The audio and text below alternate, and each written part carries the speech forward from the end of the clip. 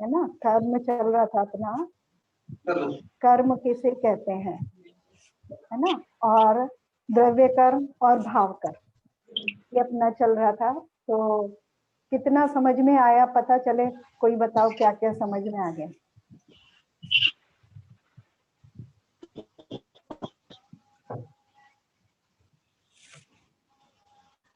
कर्म किसे कहते हैं और द्रव्य, उसके दो भेद हैं फिर, द्रव्य कर्म और भाव कर्म।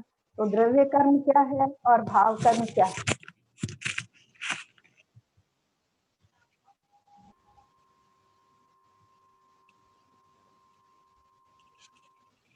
भाव कर्म तो जीव का भाव है, और द्रव्य कर्म पुद्गल वो कारमान बनना जो कर्म रूप होके बन जाते हैं। और कर्म किसे कहते हैं? सबसे पहले परिभाषा तो यही है कर्म ना। वही है ना जो आपने बताया, जो जीव को परतंत्र कर, जो जीव को परतंत्र करे, पराधीन कर दे। हाँ, जो जीव को परतन करे। हम कर्म बहुत सारे तरह से यूज किया जाता है, कर्म शब्द, कार्य को भी कर्म कहते हैं, है ना, और बहुत तरह से यूज होता है कि कर्ता के साथ भी कि कोई कार्य किया गया तो किसके द्वारा किया गया। लेकिन यहाँ कर्म, हम जो कर्म यहाँ पे पढ़ रहे हैं उसका मतलब है जो जीव को परतंत्र करे, है ना। मुख्य रूप से जो हमारा यहाँ पे वो विषय है, तो वो जो जीव को परतंत्र करे, पराधीन करे, उसका, उसे कर्म कहते हैं। उस कर्म के दो भेद किए, द्रव्य कर्म और भाव कर्म। ठीक है।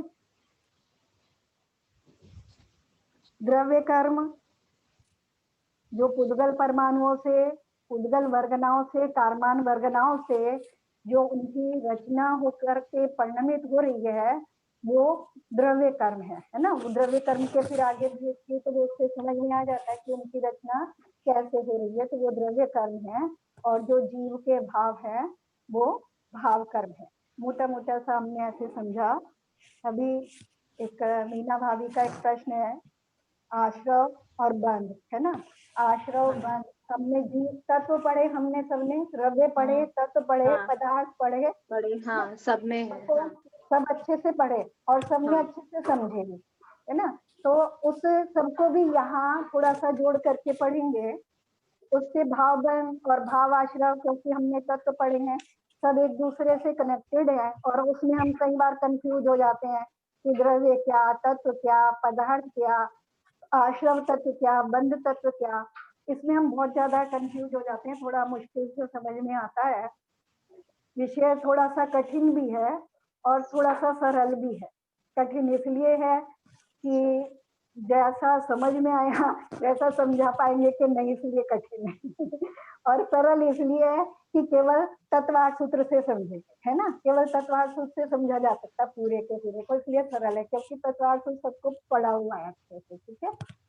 तो अभी भाव की बात करते हैं। जैसे हम भाव कर्म की बात कर रहे थे, जीव के भाव, है ना। अब हम जीव द्रव्य हैं, सब अपने पे लगाएंगे सबसे पहले, है ना। हम जीव द्रव्य हैं, सबको ये निश्चित है ना। हम जीव द्रव्य हैं, हम सुखी होते हैं, हम दुखी होते हैं, कुछ ना कुछ।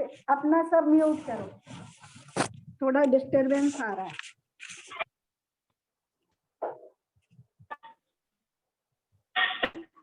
ना। वीडियो तो चालू रहने दो, किसी की शक्ल तो दिखे कि किसी से बोल रही हूँ चलो, है ना तो कर्म, हम जीव, अब हम जीव द्रव्य हैं। जीव सुखी होता है, हम सुखी होते हैं, दुखी होते हैं, कुछ ना कुछ करने के भाव हमारे निरंतर बने रहते हैं। इंद्रियों के विषयों को भोगने के भाव भी हमारे बनते हैं, और कषायो रूप भी हम परिणमन करते हैं। कभी हम क्रोध रूप होते हैं, मान माया लोभ रूप होते हैं, और नौ कषाय रूप भी हम परिणमन करते हैं। तो ये सब जो भाव हो रहे हैं, ये सब भाव हमें अनुभव में आते हैं ना। इतना तो हमने पढ़ पढ़ के समझ लिया कि ऐसे ऐसे भाव होते हैं हमारे, और ये सब हमारी समझ में भी आते हैं, है ना। ये सब क्या है, ये भाव कर्म है। ये सब भाव क्या है, ये जीव के ये सब भाव भाव कर्म है। क्योंकि जब तक ये भाव कर्म है तभी तक आश्रव है, और जब तक आश्रव है आश्रव है, इन भाव कर्मों के कारण जो आश्रव है उन्हीं से बंध है ना। अब इसलिए उसको अच्छे से समझेंगे।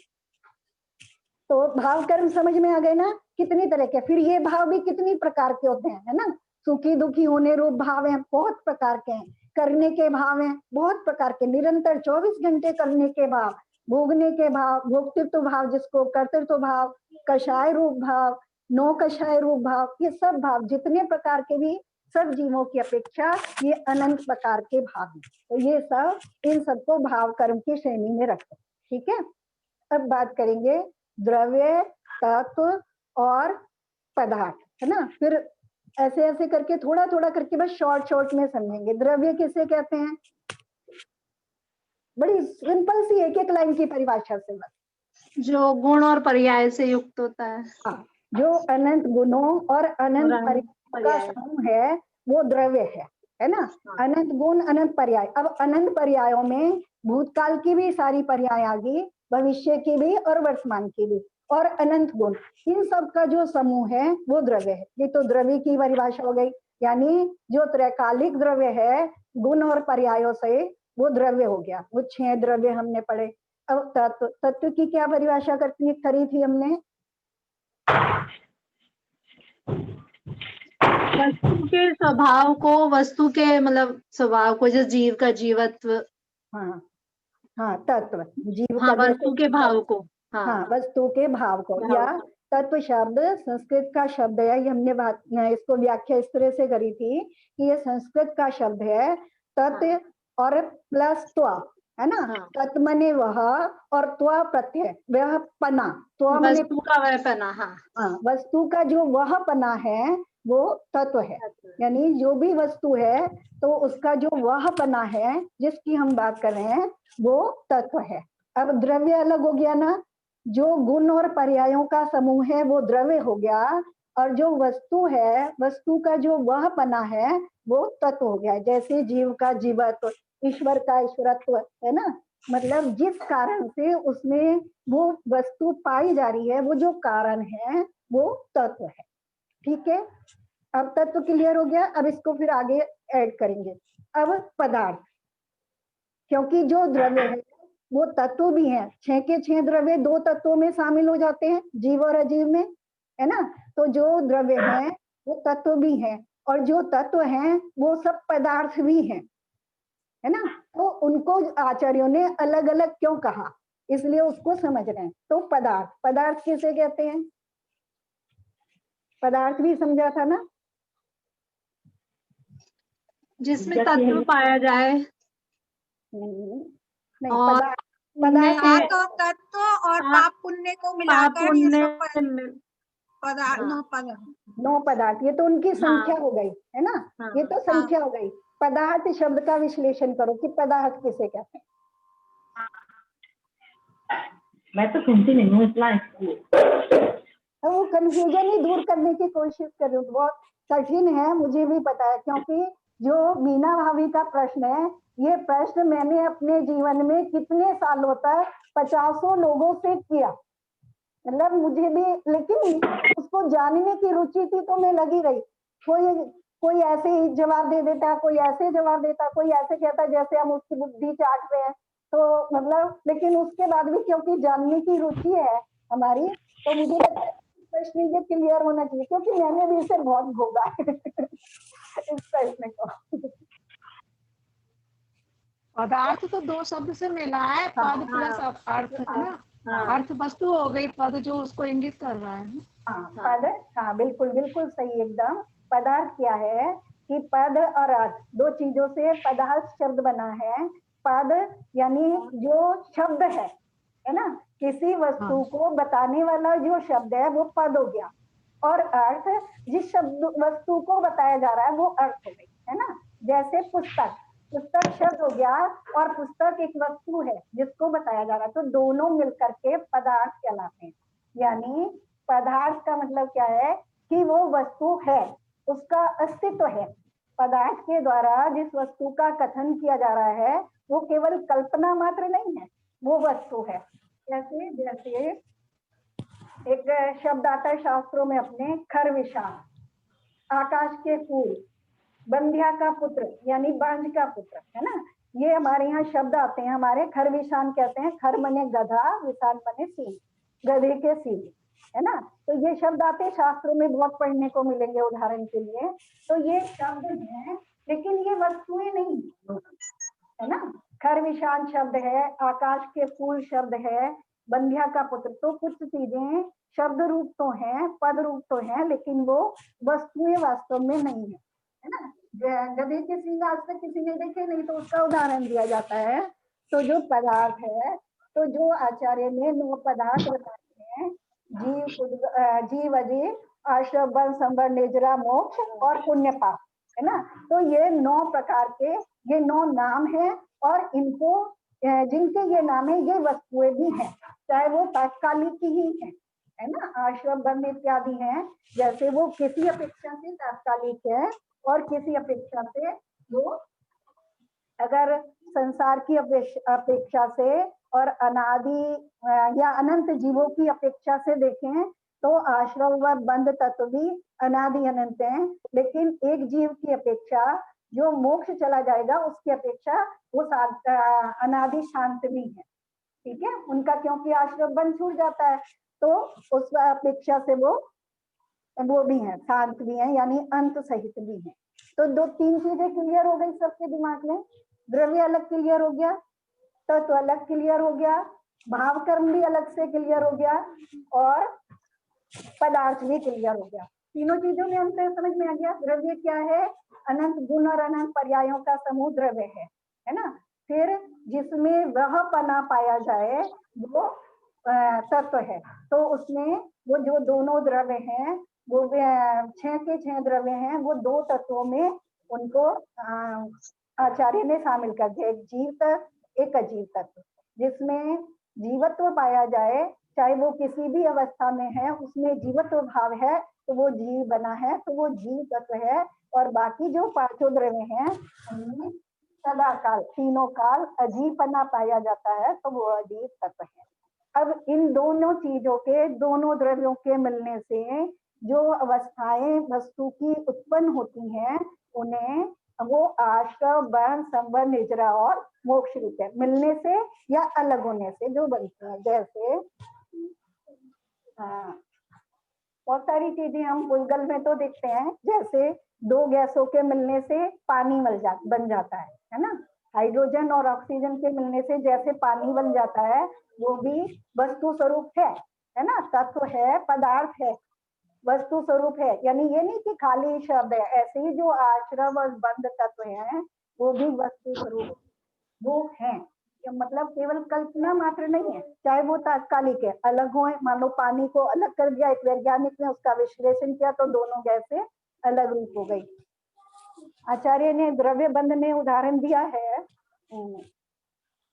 कि जैसे एक बर्तन में रखे हुए बहुत से फल इत्यादि इकट्ठे कर दिए जाएं, है ना, फल और रस इत्यादि, तो वो मदरा रूप परिणमित हो जाते हैं। ऐसा आचार्य ने उदाहरण दिया है कि बहुत सारे फल इत्यादि इकट्ठे करे एक बर्तन में और उनको सड़ाया तो वो मदरा रूप बन गए, तो वो एक नई वस्तु बन करके तैयार हो गई। तो ये बंध तत्व का उदाहरण दिया है, तो आगे बंध में समझेंगे। तो इसी तरह से अब आश्रम तत्व को और बंध तत्व को, अब मतलब पहले हमने ये सिद्धि करी कि ये दोनों ये भी तत्व हैं, ये वस्तु स्वरूप हैं, इनकी भी अवस्थाएं हैं। आश्रम तत्व भी है, बद्ध तत्व भी है, ये केवल कल्पना मात्र नहीं है या केवल शब्द मात्र नहीं है। अब इनको समझेंगे, आश्रम और बद्ध। पहले आश्रम तत्व को समझेंगे। तो आश्रम तत्व की बात करते हैं, तो आचार्य ने 6ठा अध्याय अपना आश्रम का है ना, तत्वार्थ सूत्र में, है ना, आश्रम तत्व का वर्णन किया। उसका सबसे पहला सूत्र है काय वांग मनः कर्म योग स आश्रम, है ना, ठीक है। अब योग, पहले योग बताया, पहले सूत्र में बताया योग है ना। फिर दूसरे शब्द में बताया, दूसरे सूत्र में बताया कि वह आश्रम है, यानी जो योग है वो आश्रम, ठीक है। देखो आश्रम तत्व समझना अलग से कि आश्रम तत्व क्या है, जो योग है वो आश्रम है। अब योग क्या है? चलो बताओ मीना भाभी, योग क्या है? ये मन वचन काय की क्रिया है। हाँ, जीव की अपेक्षा से बताओ, हम योग किसे कहते हैं?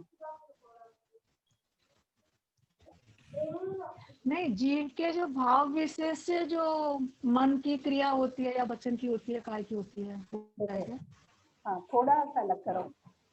जो आत्मा के प्रदेशों का परिस्पंदन है ना, हलन चलन है, हाँ, परिस्पंदन। परिस्पंदन हाँ, है, उसे योग कहते हैं, है ना। योग क्या है?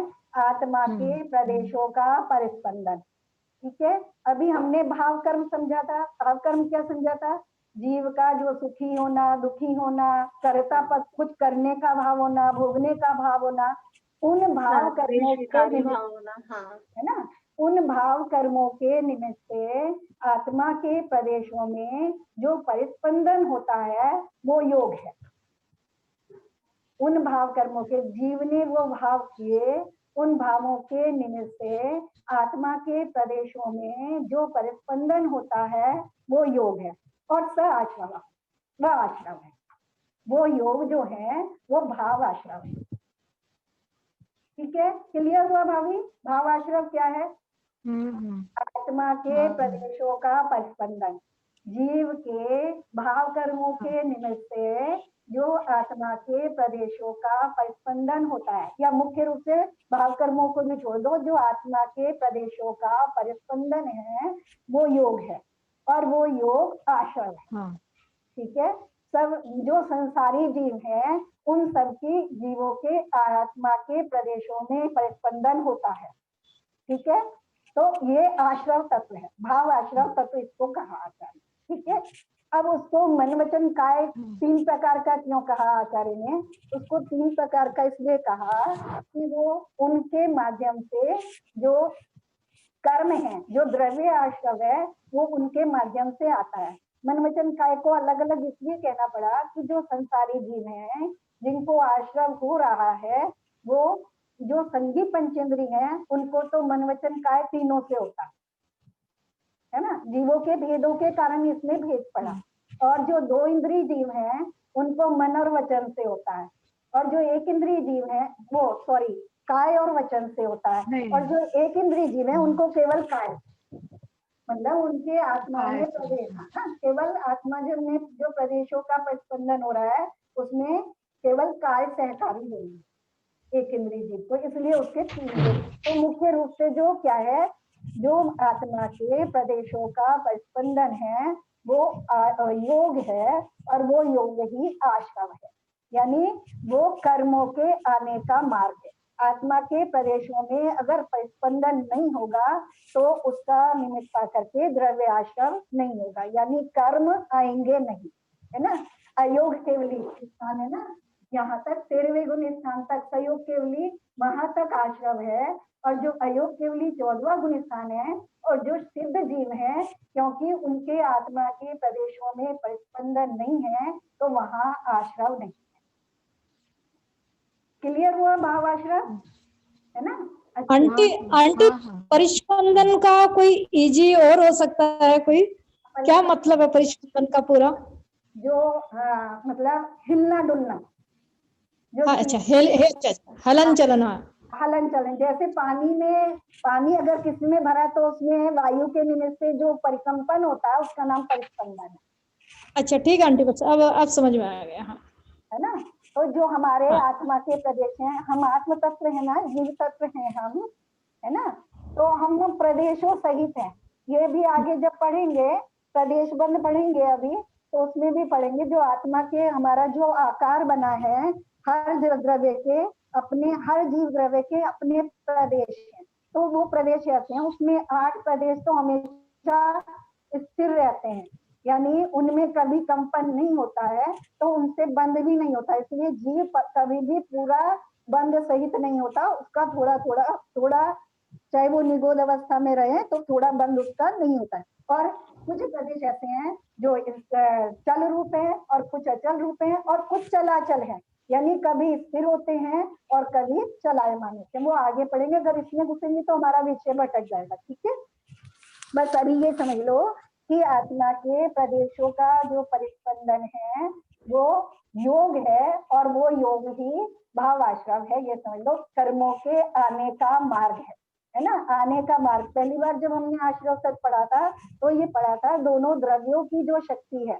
उद्गल द्रव्य की शक्ति और आत्म द्रव्य की जो शक्ति है, जो एक दूसरे को आकर्षित करती है या जो एक दूसरे के मिलने में आकर्षण उत्पन्न करती है, निमित्त बनती है, वो आश्रम है। ऐसे हमने समझा था इसको, लेकिन अब अच्छे से क्लियर हो गया।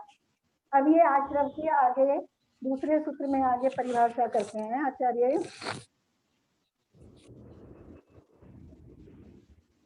भाभी आपको भाव आश्रम क्लियर हो गया होगा, है ना मीना भाभी? हाँ हाँ भाव आश्रम क्लियर हो गया क्या चीज है? हाँ भाभी। ठीक है।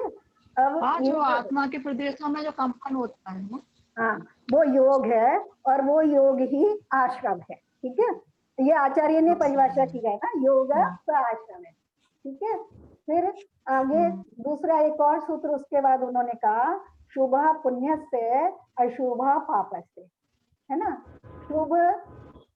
शुभ रूप है और शुभ से पुण्य का और अशुभ से पाप का आश्रम होता है। ठीक है, शुभ योग से। अब शुभ और अशुभ क्या है? ये आत्मा के परिस्पंदन है, यानी ये भाव आश्रम के भेद है।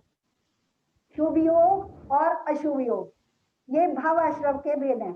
शुभ योग और अशुभ योग ये भाव आश्रम के भेद है, और पुण्य और पाप ये द्रव्य आश्रम के भेद। अच्छा, ठीक है, जो शुभ योग है और अशुभ योग है, यानी आत्मा के प्रदेशों का जो प्रस्पंदन होता है, वो दो प्रकार का आचार्य ने यहाँ भेद किया उसको पहले, शुभ रूप और अशुभ रूप। ठीक है, ये भाव आश्रम के भेद हैं, शुभ और अशुभ। और पुण्य और पाप वो द्रव्य आश्रम के भेद हैं। अभी उसको अच्छे से समझेंगे। फिर इसमें भी एक आचार्य ने इसकी असलम देव ने जहाँ टीका की है वहाँ उन्होंने इसको थोड़ी सी व्याख्या करते हुए कहा है, इसको समझना बहुत जरूरी है, विषय से है, इसी से संबंधित, लेकिन समझ में जो शुभ योग है ना, शुभ योग से जो आश्रय हो रहा है, शुभ योग से पुण्य और पाप दोनों का आश्रय हो रहा है, और अशुभ योग से तो पाप का ही आश्रय हो रहा है। शुभ योग से जो आश्रय हो रहा है वो दोनों प्रकार का आश्रय होता है, पुण्य का भी और पाप का भी। क्योंकि जहाँ एक आयु कर्म का को छोड़ करके अगर हम 7 प्रकृतियों की बात करें तो वो सातों का आश्रय हो रहा है, तो उसमें जो घातियां की प्रकृतियां वो तो पाप रूपी है ना। शुभ योग होते हुए भी, यानी शुभ योग से पुण्य का भी आश्रय होता है और पाप का भी आश्रय होता है, और अशुभ योग से तो पाप का ही आश्रय होता है। एक बात तो ये हो गई। दूसरी बात यह है, लेकिन जो पुण्य का आश्रय होता है वो मात्र शुभ योग से ही होता है, अशुभ योग से नहीं। दो कथन है अलग अलग, समझना। समझ में आए? दोबारा समझाया ना, दोबारा समझाया, थोड़ा कंफ्यूजन हो रहा है। देखो, पहले भेद करा हमने, आश्रम के भेद करे, भावाश्रम और द्रव्याश्रम। ठीक है, जो आत्मा का जो योग है ना, आत्मा के प्रदेशों का परिस्पंदन है वो भावाश्रम है ना, और उनका निमित्त पा करके जो कर्मान वर्गनाएं आकर के कर्म रूप परिणमित होती है, या कर्म आते हैं, उद्गल परमाणु आते हैं, कर्म रूप होते हैं, वो द्रव्य आश्रम, उनका आना वो द्रव्य आश्रम है। ठीक है, अब जो भाव आश्रम है वो दो प्रकार का, यानी जो योगों का परिस्पंदन है वो दो प्रकार का, या मन वचन काय की जो क्रिया है वो दो प्रकार की, शुभ रूप और अशुभ। तो ये किसके भेद हुए? भावाश्रम के। ठीक है, और जो पुण्य और पाप रूप जो द्रव्य है, पुण्य जो उसको पदार्थ में भी समझेंगे अभी हम, है ना। जो पुण्य आश्रम और पाप आश्रम है वो किसके भेद हुए? द्रव्य आश्रम, वो द्रव्य आश्रम के भेद है ना, पुण्य आश्रम पाप आश्रम। एक कथन तो ये हो गया। ठीक है, दूसरा कथन हो गया शुभ से, शुभ योग से पुण्य और पाप दोनों का आश्रम होता है। शुभ योग से पुण्य और पाप दोनों का आश्रम होता है, लेकिन अशुभ योग से मात्र पाप का आश्रम होता है। ठीक है, तीसरा कथन ये हो गया। फिर इसके बाद एक और कथन है कि लेकिन पुण्य का आश्रय मात्र शुभ योग से ही होता है। हाँ है ना? हाँ आ गया। आ गया? इसको डेफिनेशन तो यही रहती है आंटी की भाई शुभ कार्यों में लगना पुण्य है। आंटी जी लेकिन कर्म तो दोनों ही है, शुभ या अशुभ या पाप या पुण्य। हाँ, ये आत्मा को पवित्र बना मतलब वो। हाँ अभी समझेंगे ना इसको, पदार्थ को समझेंगे। अभी हम क्या करते हैं कि हम संसार की वस्तुओं को पुण्य और पाप मान रखा है। हमारी बहुत सारी मान्यताएं हैं संसार की वस्तुओं को। हमने पुण्य, ये अच्छी सी गाड़ी है, अच्छा सा बंगला है, अच्छा सा शरीर है, तो ये पुण्य है। लेकिन ये लेकिन पाप है। पुण्य नहीं, ना पाप है ना पुण्य है। ओके उसकी बात तो आंटी इसको अलग कैसे डिफाइन करेंगे अपन कि पाप पुण्य और अशुभ? अभी समझते जाओ, थोड़ा कठिन विषय है इसलिए मतलब। क्योंकि पहले तो आंटी ये कहते थे चलो पुण्य के उदय से ये सब हुआ, लेकिन अब इनसे पाप भी मतलब होता ऐसा। हाँ, पहले समझ लो इसको अच्छे से, तो फिर उसमें बार बार फिर उसको बार बार समझना और फिर बार बार क्वेश्चन करना जो निकल के आए। ठीक है, ठीक है। अभी क्या समझा हमने? भाव आश्रव समझा हमने, है ना? भाव आश्रव क्या है? आत्मा के प्रदेशों का परिस्पंदन, वो भाव आश्रव है। वो दो प्रकार का है, शुभ और अशुभ, है ना? शुभ आश्रव और अशुभ आश्रव, उनके निमित्त से आने वाले जो पुद्गल परमाणु हैं वो दो प्रकार के, यानी द्रव्य आश्रव। जो पुद्गल परमाणु आते हैं वो द्रव्य आश्रव। वो द्रव्य आश्रव दो प्रकार का, एक पुण्य रूप और एक पाप रूप। ठीक है, एक पुण्य रूप, एक पाप रूप। जो पुण्य है, पुण्य जो शुभ आश्रव है, शुभ आश्रव के निमित्त से पुण्य और पाप दोनों प्रकार का आश्रव होता है, दोनों प्रकार के कर्म आते हैं। और अशुभ आश्रव, अशुभ योग से केवल पाप कर्म आते हैं। ठीक है, फिर दूसरा कथन है जो पुण्य आश्रव है वो मात्र शुभ योग से होता है। ठीक है, अब आगे चलें। फिर कहते हैं कि सकषाय अकषाय, जो आश्रव है ना, जो आश्रव में जो कारण हो रहे हैं, जो मेरे परिणाम हो रहे हैं। परिणाम क्या है?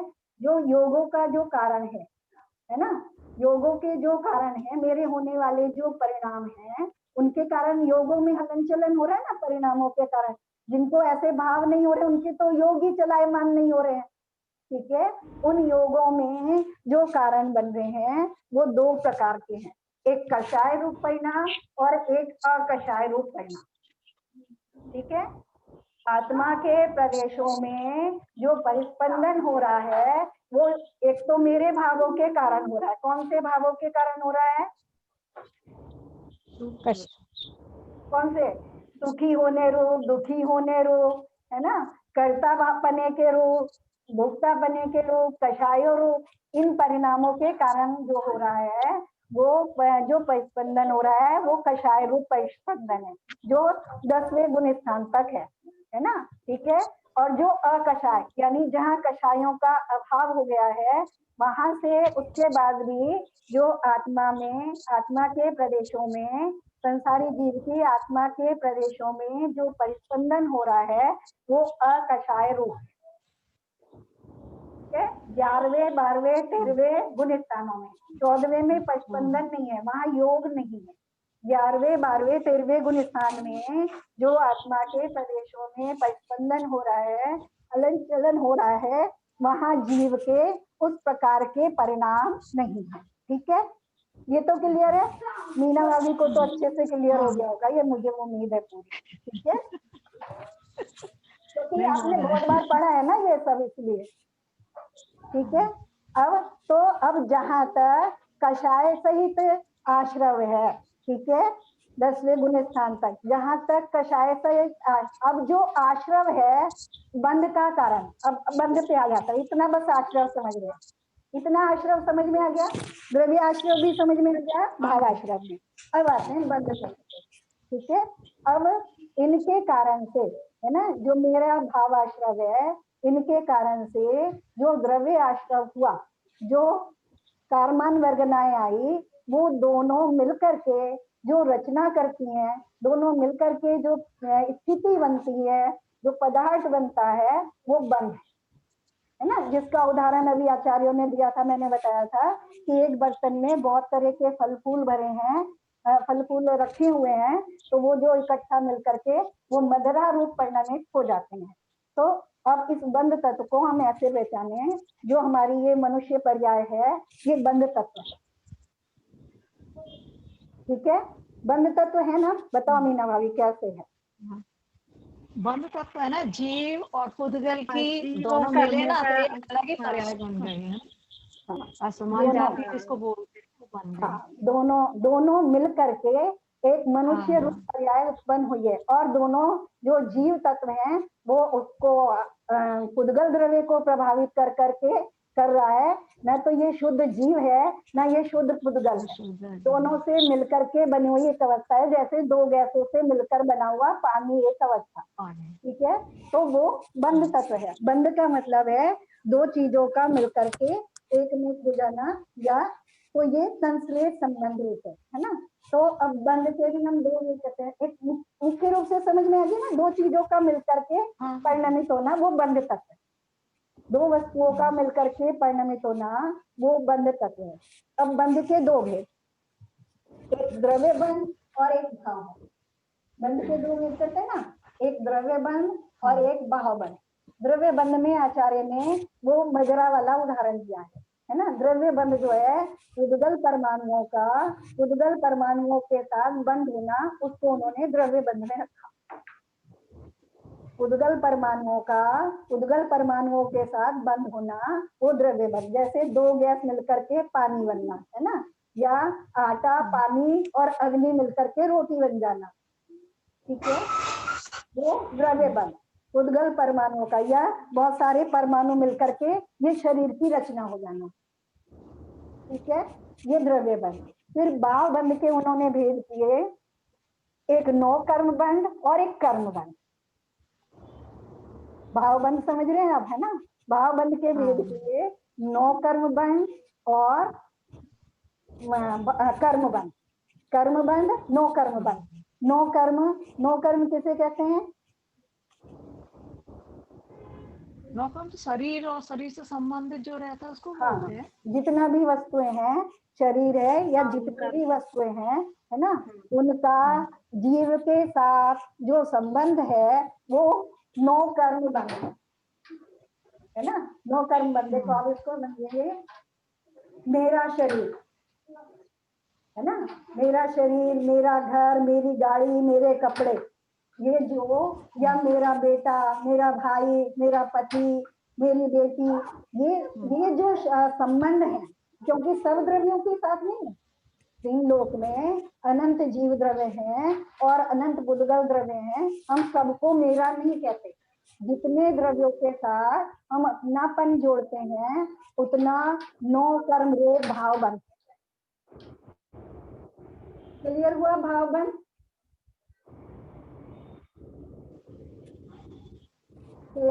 थोड़ा लग रहा है कुछ ज्यादा मुश्किल हो रहा है। नए लोगों को तो लग रहा है नहीं समझ में आ रहा होगा थोड़ा, लेकिन नहीं आंटी नहीं, मुश्किल नहीं लग रहा। आपका एक बार और सुनेंगे ना तो फिर सुनने के बाद तो एक बार फिर क्लियरिटी हो जाती है। हाँ बिल्कुल, 2-3 बार सुनोगे तो वो मैंने भी कई बार पढ़ा। जैसे मैं वो पढ़ रही थी, उनकी टीका पढ़ रही थी, क्योंकि तत्वार सूत्र तो बहुत बार पढ़ा, लेकिन जब आचार्य की टीका पढ़ो ना तो विषय बहुत अच्छे से क्लियर होता है। तो भाव बंध में है ना, द्रव्य बंध तो समझ में आ रहा है, जो पुद्गल से मिलकर के जो वस्तुएं बन जाती हैं, नई नई वस्तुएं निर्मित होती रहती है, वो सब द्रव्य बंध। ठीक है, तो और जो भाव बंध है, अब देखो आश्रव से बिल्कुल अलग हो रहा है ना भाभी। आश्रव तक तो बिल्कुल अलग हो गया ना, है ना। क्लियर हुआ आपको? आश्रव और बंध में अंतर समझ में आ रहा। और बंध में जो भाव बंध है, भाव आश्रव क्या हो गया? आत्मा के प्रदेशों का हलन चलन, है ना। चाहे वो मन वचन काय के माध्यम से हो, चाहे शुभ रूप हो, चाहे अशुभ रूप हो, और चाहे कषाय सहित और चाहे अकषाय से। ठीक है, ये सब हो गया, वो आश्रम हो गया। ठीक है, अब ये बंध क्या हो रहा है? तो अब मेरा ये मेरा शरीर, मतलब जो कुछ भी संसार में मेरी अवस्थाएं बन गई हैं और मैं उनके साथ जुड़ा हूँ, अपने भावों से जुड़ा हूँ। मेरा शरीर, मेरे कपड़े, मेरा घर, मेरी गाड़ी, मेरे रिश्तेदार, है ना, मेरा देश, मेरा समाज, जैसे भी जहां जहां तक भी मैं जिससे जुड़ा हूँ वो सब नो कर्म रूप बंध। ठीक है, नो कर्म बंध तो बड़ा सरल है, सबको समझ में आ रहा है। अब आते हैं कर्म बंध, है ना। कर्म बंध अब जीव के 8 प्रदेशों के साथ जो कर्मान वर्गनाएं हैं वो 8 कर्म रूप या 148 प्रकृति रूप होकर के जो उसके साथ एक चेत अवगाह रूप होकर के उन दोनों द्रव्यों को मिलाकर के जो रचना कर रही हैं वो कर्म बंध है ना। जैसे ये मनुष्य पर्याय है ना, इसको हमने, इसमें अब जीव तत्व भी है, अजीव तत्व भी है ना, और आश्रव तत्व भी है और बंध तत्व भी है।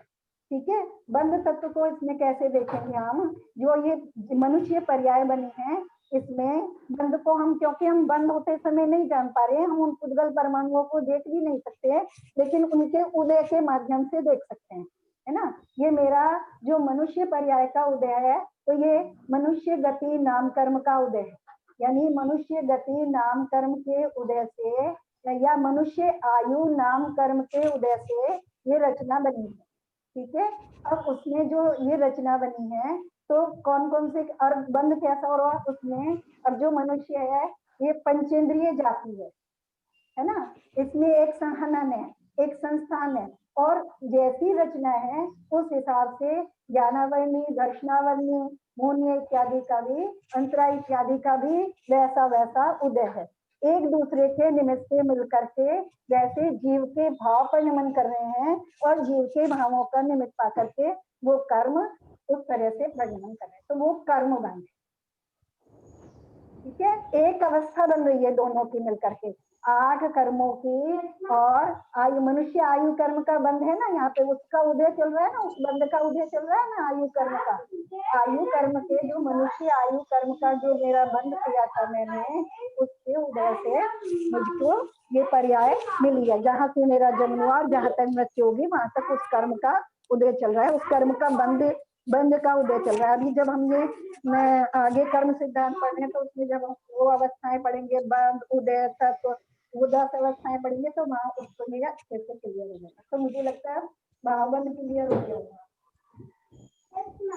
क्लियर हुआ क्या भाभी, भावबंध? भाभी हाँ, अब तो एक ही समय में आश्रव हो रहा है, उसी टाइम बंद हो जाता है, ऐसा ही है ना? देखो, लेकिन दोनों चीजें अलग अलग है। नहीं है, तब तो अलग अलग है, लेकिन भाव तो वही सेम रहा ना, ये कह रही थी मैं। नहीं देखो, हाँ भाव सेम रहा क्या, अभी हमने बात करी आश्रव की, आश्रव जो हो रहा है उसमें भाव कारण नहीं है, आश्रव जो भाव है परिस्पंदन, हाँ वो आश्रव जो है उसमें परिस्पंदन है, योग है ना, क्योंकि अगर हम भाव लेंगे तो जहाँ आश्रम 11वें 12वें 13वें गुण स्थानों में हो रहा है वहां भाव नहीं है, उस तरह के भाव नहीं है जिन भावों की हम बात करते है ना। जो आश्रम के कर्मों के आश्रम के कारण है, वहां जो आश्रम हो रहा है वो बंध रूप नहीं है ना, जो भाव है वो बंध के कारण है।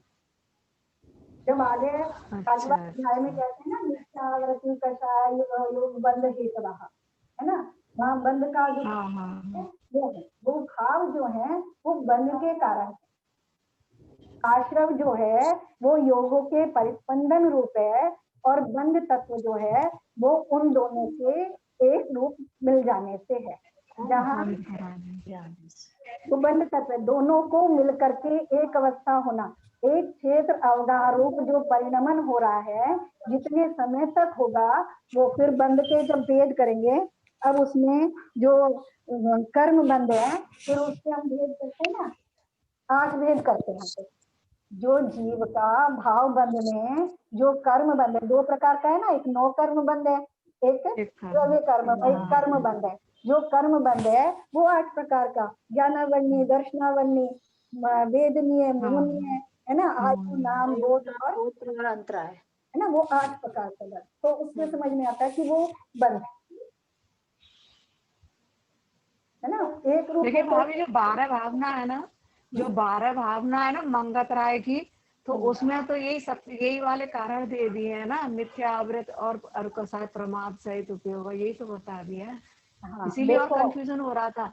मैंने सेम इसी में, ये बंद में आ रहा है, ये आश्रम में आ रहा है, कुछ समझ नहीं आ रहा था मेरे को। देखो क्या है, वस्तु तो सब मिलाकर के एक ही है ना, हाँ कुल मिलाकर के जो वस्तु है वो एक ही है ना। जब वो योग तो की, है। हाँ है ना, योग की बात, अब आत्मा के प्रदेशों का जो स्पंदन हो रहा है वो मेरे ज्ञान का विषय हाँ नहीं बन पा रहा है ना, वो इतना सूक्ष्म है, वो मेरे ज्ञान का विषय नहीं बन पा रहा है, लेकिन जो मेरे भाव हो रहे हैं वो मेरे ज्ञान का विषय बन पा रहे हैं। तो अपने यहाँ जो आचार्यों ने कथन किया है वो बहुत प्रकार से किया है, कारण में कार्य का आरोप करके, कार्य में कारण में कार्य का आरोप करके, कार्य में कारण का आरोप करके, तो इस तरह से।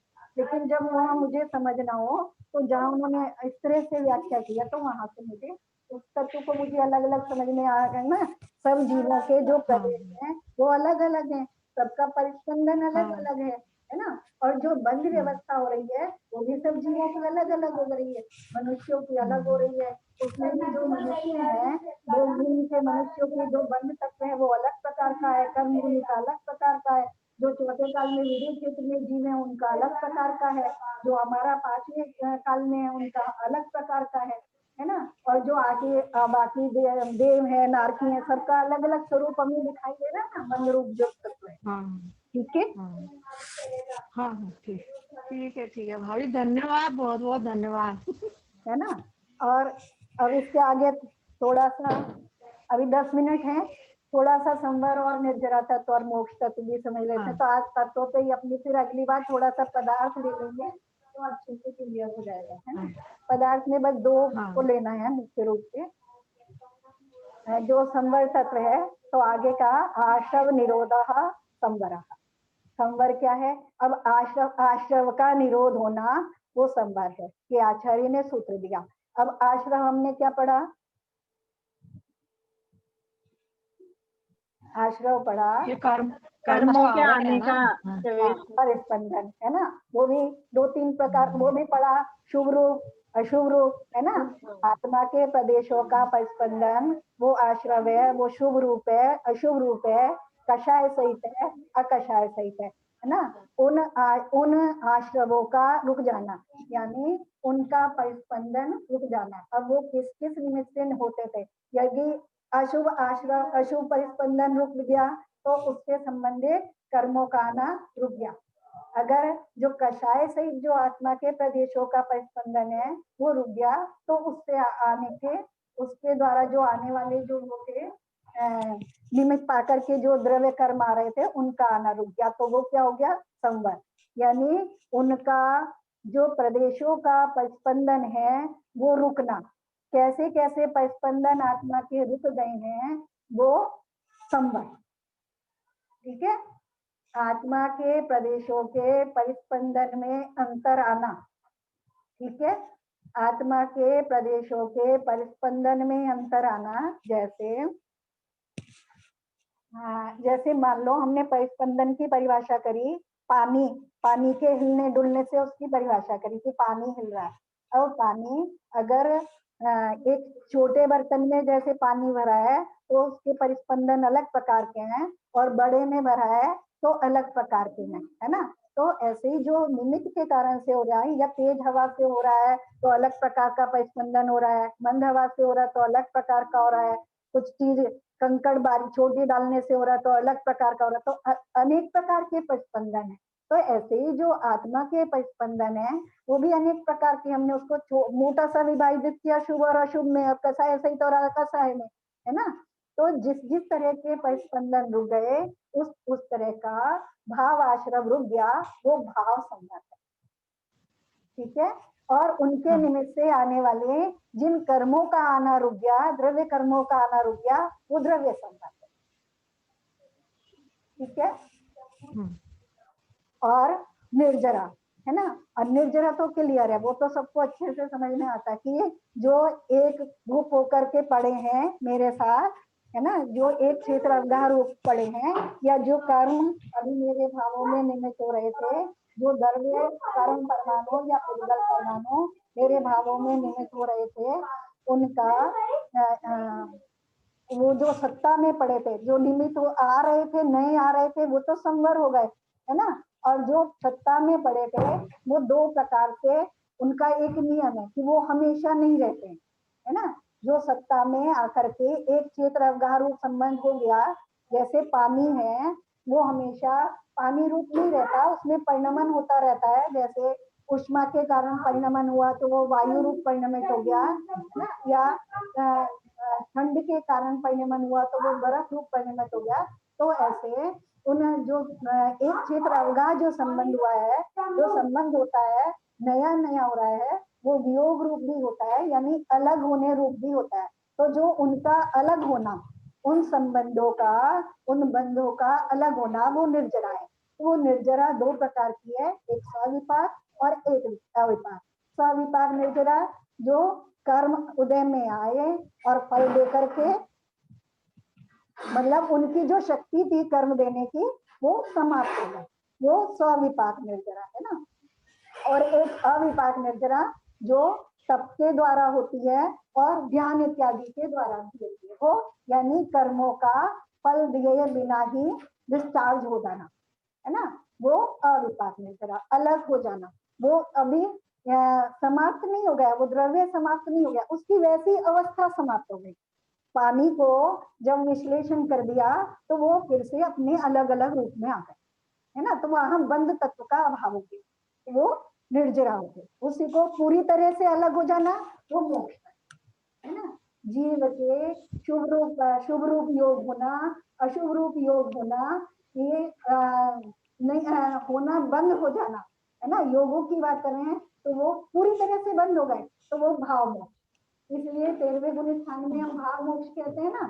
वहां जीव के किसी भी प्रकार के सुखी होने रूप, दुखी होने रूप, कर्ता अपने रूप, भोक्ता अपने रूप, कषाय रूप, इस प्रकार के किसी भी परिणाम, किसी भी प्रकार के परिणाम होना और उनके निमित्त से होने वाले योगों का परिस्पंदन का अभाव हो जाता है, तो इसलिए वहां भाव मोक्ष, ठीक है। और बाकी जो सत्ता में रह गए थे उन कर्मों का भी पूरी तरह से अलग हो जाना, दोनों का, द्रव्य कर्मों का और भाव कर्मों का पूरी तरह से अलग हो जाना, दोनों मुक्त अवस्था, जो मुक्त है ना, मुक्तपना है, दोनों का अलग हो जाना है, वो मोक्ष है, ठीक है। अब इसमें तो ये सब पदार्थ भी हैं, है ना, जो दोनों की मुक्त अवस्था है वो मोक्ष पदार्थ हो गया। अब पुण्य और पाप की बात और करनी है ना। एक पुण्य पदार्थ कहा, एक पाप पदार्थ। अभी हमने आश्रव की बात करी थी, जो द्रव्य आश्रव है वो दो प्रकार के, एक पुण्य रूप और एक पाप रूप आश्रव, यानी जो कर्म परमाणु आते हैं वो पुण्य रूप और पाप रूप दो प्रकार के आते हैं। तो वो पदार्थ है, यानी वो मेटीरियल है। तो वो मेटीरियल में भी अभी हम क्या कहते हैं, वस्तुओं को कह देते हैं। उद्गल द्रव्य को हम कह देते हैं, किसी में जिसमें हमने अपना जिसको इष्ट माना उसको हम पुण्य रूप कह देते हैं, जिसको अनिष्ट माना उसको हम पाप रूप कह देते हैं। लेकिन यहाँ उससे मतलब नहीं है, यहाँ है जो द्रव्य कर्म है, 8 प्रकार के द्रव्य कर्म है ना, जो 8 प्रकार के द्रव्य कर्म है, जो कारमान वर्गनाओं की जो 8 प्रकार की रचना बनी है, उसमें से जो 4 घातिया कर्म है वो सब पाप रूप मैटेरियल है, ठीक है। वो सब पाप रूप पदार्थ है। 4 कर्मों की जो रचना है, ज्ञानावरणी, दर्शनावरणी और मोहनीय और अंतराय, ये जो 4 कर्मों का जो मेटेरियल है ना, पुद्गल परमाणुओं का जो मेटेरियल है वो पाप द्रव्य है, पाप पदार्थ है, ठीक है। पाप पदार्थ की बात कर रहे हैं अब यहाँ, वो पाप पदार्थ है। और जो 4 बाकी जो 4 बचे, आयु, नाम, गोत्र और वेद, है ना, उनमें 2 प्रकार का मेटेरियल है, पुण्य रूप भी है और पाप रूप भी है ना। उसमें से आयु में से 3 आयु जो है, मनुष्य, देव और तिर्यन, ये 3 आयु का जो मेटेरियल है, इन 3 आयु कर्म का जो मेटेरियल है वो पुण्य रूप है। नरक आयु का जो मेटेरियल है वो पाप रूप है। ठीक है। और फिर गोत्र में उच्च गोत्र है जो वो पुण्य रूप है, जो नीच गोत्र है वो पाप रूप है। वेदनीय में जो साता वेदनी जो जीव को साता अनुभव कराता है, वेदन कराता है जो कर्म, वो पुण्य रूप है। और जो उसमें संश्लेषता उत्पन्न करता है वो पाप रूप में है। और जो नाम कर्म की प्रकृतियां हैं उसमें से जो 35 प्रकृतियां हैं वो पुण्य रूप हैं और बाकी जो प्रकृतियां हैं वो पाप रूप हैं।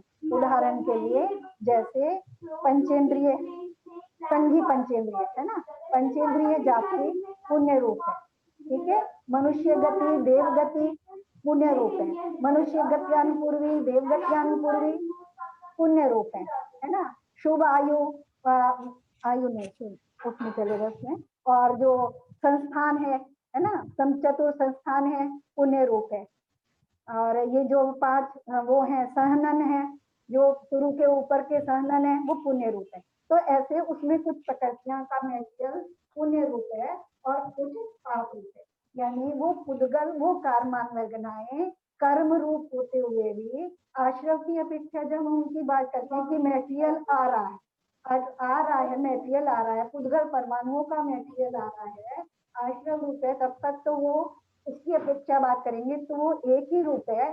लेकिन वो मेटेरियल अपने स्वभाव से, अपनी प्रक्रिया से वो 2 प्रकार का है, एक पुण्य रूप और एक पाप रूप। जैसे एक जैसा होने पे भी, जैसे चीनी है, पिसी हुई चीनी और पिसा हुआ नमक है, वो देखने से अपने गुणों से एक जैसा होने पर भी है ना, उसमें गुण है, रूप रस गंध जो वर्ण जो इतने जो गुण है वो एक जैसे होने पे भी दोनों का जो परिणाम है वो अलग अलग प्रकार का है। तो ऐसे जो वो पुण्य और पाप रूप मेटेरियल है यानी जो पदार्थ है वो अलग है। बंध तत्व में मुझे एक और चीज याद आ रही थी, जो द्रव्य बंध है उसमें जो 8 कर्मों का बंध है वो भी जब बंध की बात करेंगे तो वो 4 प्रकार का। जैसे आश्रम की बात करी थी नाम में कि भावाश्रम, शुभ और अशुभ 2 प्रकार का पुण्य।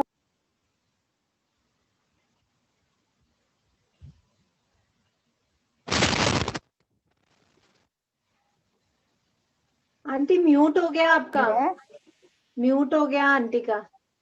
आवाज नहीं आ रही है। नहीं, हाँ ओके, आ रही है आवाज? हाँ अभी आ रही है आंटी। अब आ रही है, अब आ रही है। वो बीच में फोन आ गया था कोई, तो उससे लग रहा था है ना। तो जैसे आश्रम हमें समझ में आया ना कि शुभ रूप, अशुभ रूप, पुण्य रूप, पाप रूप है ना, और यह कषाय सहित, अकषाय सहित। तो ऐसे ही जो द्रव्य बंध के फिर हमने भेद किए, एक पुद्गल द्रव्य का बंध जो द्रव्य बंध जिसको आचार्यों ने कहा, फिर एक भाव बंध के 2 भेद किए, एक 9 कर्म रूप बंध और एक कर्म रूप बंध। जो कर्म रूप बंध है जो 8 प्रकार का है वो 4 प्रकार के, उसके 4 भेद किए हैं मुख्य रूप से, वो हमने पढ़े भी हैं। प्रकृति बंध, प्रकृति, स्थिति, अनुभाग और हाँ बस 4 ही है, प्रकृति, प्रदेश, स्थिति और अनुभाग। इससे भी हमें दोनों तत्व अलग अलग समझ में आते हैं। ठीक है ना। आश्रम और बंध इससे भी हमें अलग अलग समझ में आते हैं। तो आज का हमारा हो गया।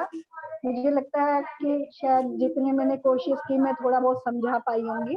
अब ये आपके सामने आप टीका ले लेना तत्वार सुख की कोई आचार्य की, और उससे अपने आप पढ़ने की, समझने की कोशिश करना, या और मैं कोई प्रश्न का उत्तर दे पाऊँ तो मैं कोशिश करूँ। ठीक है, मुझे जितना मुझे समझ में। 13वां 14वां गुण स्थान कहते हैं ना, योग के निमित्त ही होता है। हाँ, उसको उसके नाम योग के कारण से पढ़ा है। मतलब हाँ, जो केवली भगवान है, केवल ज्ञान की अपेक्षा से 13वें गुण स्थान वाले, 14वें गुण स्थान वाले है ना, या सिद्ध भगवान उन गुणों की अपेक्षा से एक जैसे हैं। वहां गुणों का, उन गुणों का परिणमन सबका शुद्ध हो गया, सब एक जैसे हैं। लेकिन योग जो 13वें गुण स्थान में है उनके योग चालू है। कैसे चालू है? जैसे श्वास, मन, अभी आयु है ना, मनुष्य आयु है, श्वास चल रहा है, स्पंदन चल रहा है, रक्त संचार हो रहा है, तो उसके माध्यम से योग चल रहे हैं। मन वचन काय के योग के भी जब हम भेद करते हैं तो मनोयोग के भी 4 भेद हो जाते हैं, सत्य मनोयोग, असत्य मनोयोग, उभय मनोयोग, तो और वचन योग के भी 4 हो जाते हैं, और काय योग के भी 7 प्रकार के भेद हो जाते हैं। तो उस तरह से बहुत सारे भेद हो जाते हैं। तो वहाँ जो योग है वो उनके वो जो सांस इत्यादि लेने के हिसाब से जो चल रहे हैं, तो उनसे जो आत्मा में प्रतिस्पंदन और आत्मा के प्रदेशों में वो वाले योग वहां पर हैं, उनके कारण आश्रव हो रहा है। और वहां केवल एक साता वेदनीय कर्म का आश्रव है, लेकिन बंध नहीं है, क्योंकि ना तो क्योंकि बंध कितने प्रकार का, प्रकृति रूप, प्रदेश रूप, स्थिति रूप, अनुभाग रूप। तो स्थिति और अनुभाग नहीं है, प्रकृति या प्रदेश। तो प्रकृति या प्रदेश भी वहाँ उपचार से इसलिए कहा जा रहा है कि एक मेटेरियल आ रहा है ना, आ रहा है। तो अब हम पूछेंगे अरे कौन सा मेटेरियल आ रहा है तो उसे नाम बताना पड़ेगा ना कि कौन सा। सूक्ष्म ज्ञान में तो सूक्ष्म भी जानने में आता है बिल्कुल, तो उसको कहेंगे कि साता वेदनी। जहाँ साता वेदनी हमने कहा तो प्रकृति आ गई, मेटेरियल है तो कुछ ना कुछ मात्रा में आ रहा है ना, कुछ तो मात्रा होगी, तो जितनी मात्रा आ रही वो प्रदेश बंद हो गया, तो वो इस अपेक्षा से कथन में आता है। ठीक है। और एक इसमें ये जो घातिया कर्म है, इसमें 4 मतलब मौन, ये ज्ञानावरणी, दर्शनावरणी, मौनी है, और अंतराय को लेते हैं। तो वेदनियों क्यों नहीं लेते जब वो मतलब ऐसा है तो? हाँ, देखो वेदनीय को इसलिए नहीं लेते जब तक मौनीय कर्म है ना, उसका जो स्वभाव है, वेदनीय का जो अपना स्वभाव है, अपना स्वभाव कैसा है उसका? अपना स्वभाव मात्र वेदन कराना है, वेदना कराना है ना, मात्र अनुभव कराना है उसका जो अपना स्वभाव है।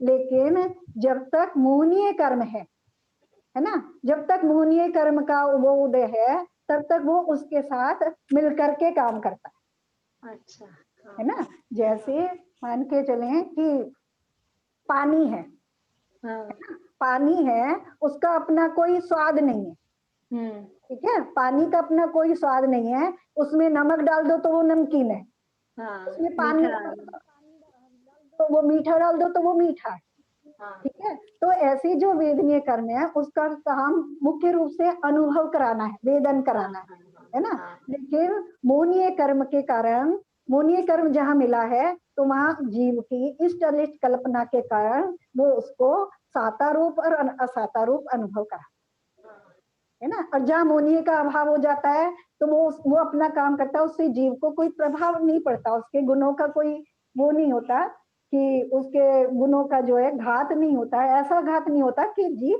संसार में बना रहे। तो इसलिए उसको आचार्य ने उसमें रखा, अघातिया में रखा।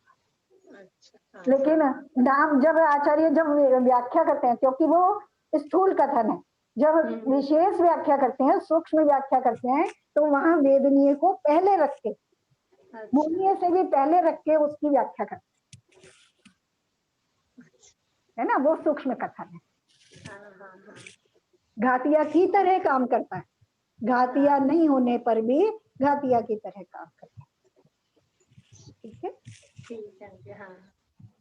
चलो भैया जितना सब कुछ तो जिनवानी का जितना कथन है आचार्यों का, वो सब तो हमारा क्षेम इतना नहीं है, ग्रस्तों का इतना हो ही नहीं सकता, उतना समझ में नहीं आता। जितना मुझे समझ में आया उतना मैंने कोशिश करी है। आप लोग खुद स्वाध्याय करके जो आचार्यों के ग्रंथ हैं, आचार्यों की टीका है, तत्वों का वर्णन तत्वार्थ सूत्र में है ना, तत्वार्थ शब्दानम पूरा उसकी जो टीका मिलेगी आचार्य की, सर्वार्थ सिद्धि टीका है, अकलंग देव की राजवार्तिक है, तत्वार्थ वार्तिक भी नाम है, यानी तत्वार्थ का वार्तिक यानी वार्ता करी जा रही है, विश्लेषण किया जा रहा है उसमें, तत्वार्थ वार्तिक। और सर्वार्थ सिद्धि, सर्वार्थ सिद्धि है ना। तो ये रत्नाकांड श्रावकाचार में भी है ना आंटी काफी? नहीं इसमें मुख्य रूप से ये कथन नहीं करता है ना, ऐसे है तो वहाँ द्रव्यों का कथन है, समय का कथन है। तो ऐसे आचार्य के ग्रंथों में देखेंगे तो, और हमारी जानने की रुचि होगी तो जिनवानी अपने आप उत्तर दे देगी। और भाभी कुछ और कंफ्यूजन है तो मैं बता पाई तो बता दूंगी, और सोच लेना। नहीं जब होगा तो पूछूंगी। हाँ एक बार फिर से देख लेना उसमें पढ़ के देख लेना टीका में, ग्रंथों में, और फिर अब जिनवानी स्तुति करते हैं। जवानी के ज्ञान के सीधे लोका लो